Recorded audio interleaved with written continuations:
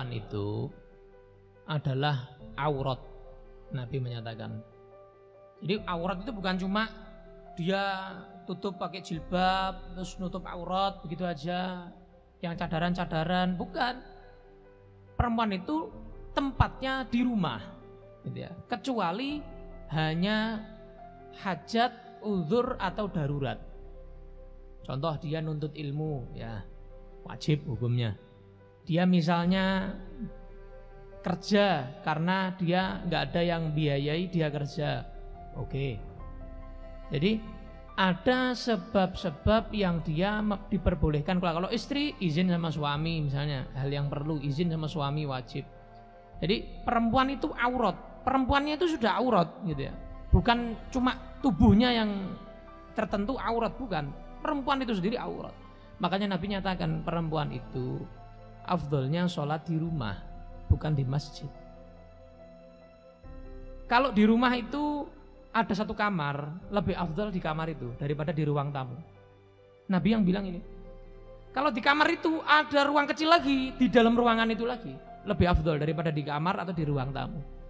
Lebih tersembunyi, lebih nyelempit, lebih afdal perempuan itu. Jadi panggonan yang paling tersembunyi, tempat yang paling aman, itu paling afdal buat perempuan. Jadi perempuan sholat di rumah lebih afdal sesuai sabda Nabi Muhammad Sallallahu Alaihi Wasallam. Nah bagaimana? Saya nggak bisa sholat jamaah kalau di rumah. Nah, buat perjanjian sama suami bisa. Mas, kamu kalau sudah sholat di masjid, sholat lagi sama saya di rumah.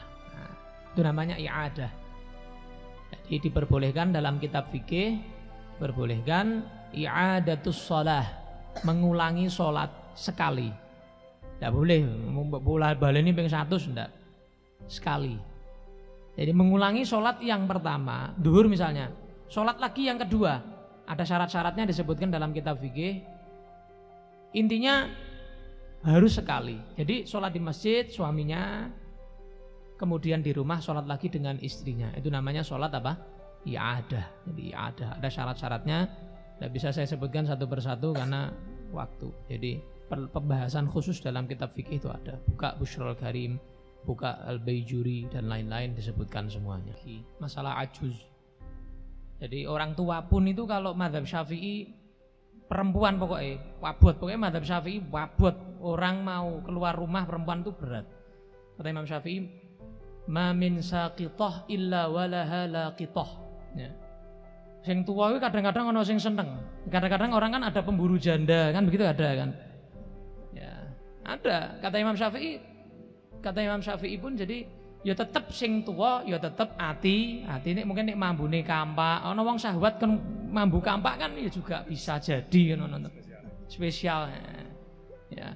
Jadi perempuan itu wis kowe masalah pertanyaan sing keloro ketelu iki meh padha. Intinya perempuan itu, kamu kalau belum punya suami berarti kamu taat sama orang tua. Wis pengen nglayani wong tua. Sudah, belum payu, belum laku gimana? Kamu payu kok, laku kok. Kamu laku untuk melayani orang tua. Berarti kan kamu saatnya melayani orang tua dulu. Nanti kalau kamu sudah melayani suami, kamu repot. Nanti kamu akan kangen masa-masa melayani orang tua. Maka sebelum kamu melayani suami, layani orang tua dengan semaksimal mungkin. Karena kalau laki-laki nikah itu miliknya orang tua. Tapi kalau perempuan nikah milik suami, tidak bisa. Perempuan meh karpe dewi, wah aku tetap punyanya orang tua, tidak bisa. Karena perempuan itu seperti itu. Maka layani orang tua bilang apa? Nurut. Tidak punya kuota, ya tidak apa-apa. Tidak punya paket data, tidak apa-apa. Punya paket data, ada wifi gratis, rumah oke. Tapi lihat-lihat channel YouTube-nya, lihat-lihat pengajiannya, yang bener ustadznya ya. Yang benar kiainya, gusnya, habibnya yang disampaikan yang betul bersanad. Terus kemudian jangan keluar kecuali betul-betul mepet tadi itu, udur-udur tadi itu, mepet keluar baru keluar. Kerja atau apa tadi? Cari ilmu asal diizinkan sama orang tua atau suami kalau sudah bersuami, nah itu baru.